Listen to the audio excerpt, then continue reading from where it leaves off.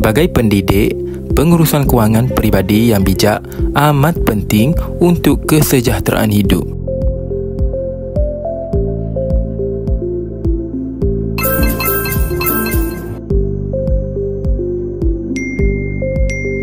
Ramai guru muda terdedah kepada masalah kewangan akibat kurang perancangan.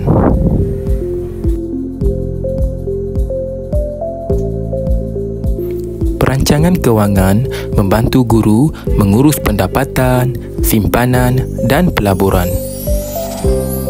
Tetapkan bajet bulanan, contohnya 50% untuk keperluan, 30% untuk kehendak dan 20% untuk simpanan.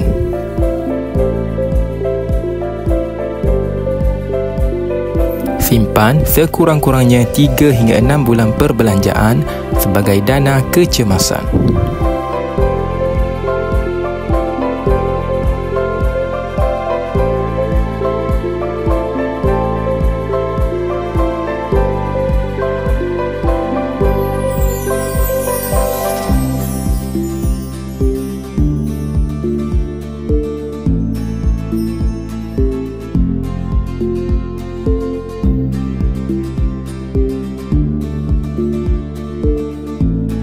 Elakkan hutang tidak perlu. Utamakan pembayaran hutang sedia ada.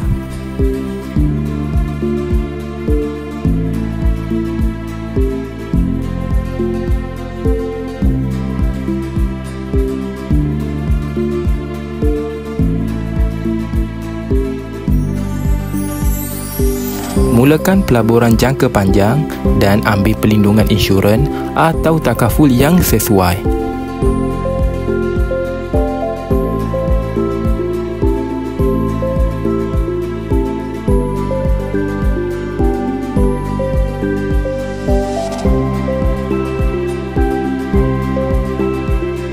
Guru yang bijak mengurus kewangan dapat fokus mendidik anak bangsa.